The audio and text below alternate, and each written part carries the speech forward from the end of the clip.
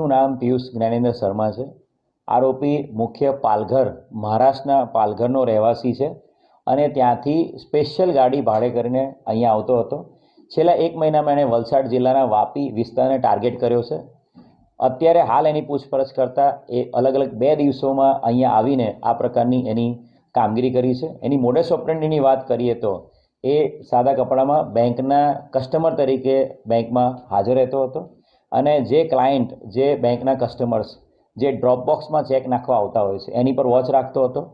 એને જે ચેક ભર્યો છે એની વોચ રાખતો હતો અને જ્યારે એ કસ્ટમર, નોર્મલ કસ્ટમર જ્યારે બેંકમાંથી બહાર જાય ત્યારે બેંકના એમ્પ્લોઈઝને મારાથી ભૂલથી ચેક ડ્રોપબોક્સમાં પડી ગયો છે અને મારું નામ આ છે એમ કહીને ચેક લઈ લેતો હતો અને એ ચેક લઈને અન્ય બેંકમાં જઈને અન્ય બેંકમાં પોતાની એ ઓળખ આપીને એ ચેકના નાણાં વટાવી લેતો હતો।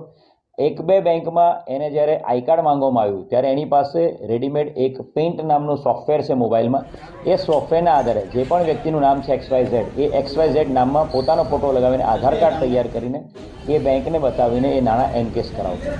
એની બીજી એક મોડસ ઓપરેન્ડી એ પણ હતી કે એ પોતે બેંકના કસ્ટમર તરીકે જે બેંકના એમ્પ્લોઈઝ જ્યારે વાત કરતા હોય, કેશિયર કે કોઈ પણ, ત્યારે એ કેશિયરની પાસે પડેલા જે ચેક્સ હોય છે એ નજર ચૂકવીને ચેક ચોરી લેતો હતો। એટલે આ બંને મોડસ ઓપરેન્ડીથી કામ કરતો હતો અને એક બેંકમાંથી ચોરેલા ચેક અન્ય બીજી કોઈ બેંકમાં લઈ જઈને એનકેશ કરાવતો હતો।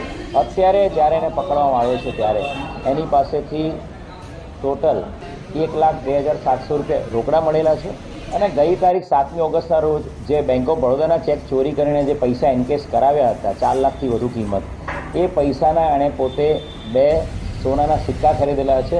એટલે 2 50-50 ગ્રામના સોનાના સિક્કા પણ પોલીસે રિકવર કરી લીધેલા છે। આરોપીની પૂછપરછ કરતાં ભરૂચના એ ડિવિઝન પોલીસ વિસ્તારમાં પણ એણે સેમ પ્રકારનો ગુનો 2024માં ચાલુ વર્ષે જ એને કરેલો છે ગયા મહિને, અને એ ગુનો પણ આરોપીએ કબૂલાત કરી છે અને ત્યાં ભરૂચ સિટી એ ડિવિઝન પોલીસ સ્ટેશનમાં બેંક જોડે કન્ફર્મ કરતાં આ જ વ્યક્તિએ બેંકમાં ચેક ચોરી કરીને પૈસા એનકેશ કરાવવાની હકીકત મળે છે। ટોટલ વાપી GIDCના 2 અને ભરૂચ સિટી એ ડિવિઝને કુલ 3 ગુનાના કબૂલાત એણે આપેલી છે। હજી પણ મીડિયા મિત્રોના માધ્યમથી હું તમામ લોકોને અપીલ કરીશ અને તમામ બેંકોને પણ અપીલ કરીશ કે આ વ્યક્તિ દ્વારા આપની બેંકમાં કોઈપણ પ્રકારની ચેકની ચોરી કે આપની બેંક સાથે કોઈ ચીટિંગ કરેલું હોય તો આપ આગળ આવો અને આની વિરુદ્ધમાં ગુનો દાખલ કરો। 2 ચેકની ચોરી થઈ હતી બેંકમાંથી અને એ ચેકની ચોરી કર્યા પછી એ ચેકના પૈસા અન્ય બેંક ઓફ બરોડાના જે ચેક છે એને ગુજરાત ગ્રામીણ બેંકમાં જઈને એને એનકેશ કરીને પૈસા બતાવી લેવાની એક હકીકત ધ્યાને આવી હતી। તાત્કાલિક વાપી GIDC પોલીસ સ્ટેશન સાથે સાથે વાપી ટાઉન અને ડુંગરા વાપી વિસ્તારના 3 પોલીસ સ્ટેશનની પોલીસ ટીમો એલર્ટ થઈ હતી। આ ચેકની ચોરી કર્યા બાદ ચેક વટાવીને કેશ લઈ ગયેલા વ્યક્તિ છે એના ફોટોગ્રાફ, એની CCTV ફૂટેજ એ આધારે વલસાડ જિલ્લાની તમામ બેંકોને એલર્ટ કરવામાં આવી હતી જેથી કરીને આ વ્યક્તિ ફરી વખત જો વિસ્તારમાં આવે તેને પકડી શકાય।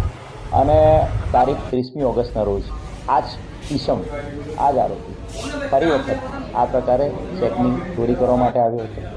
એ એક્સિસ બેંકમાં મુદ્દામાલ છે ને, જે એક્સિસ બેંકમાં જે કેશિયર પાસે પડેલા ચેક હતા એ ચેકની ચોરી કરી હતી અને અન્ય એક્સિસ બેંકમાં જ્યારે એનકેશ કરવા ગયો ત્યારે બેંકને તાત્કાલિક જાણ થતાં એમણે પોલીસને જાણ કરી હતી અને આ બેંકમાંથી ચેકની ચોરી કરનાર આરોપીને પકડી પાડવા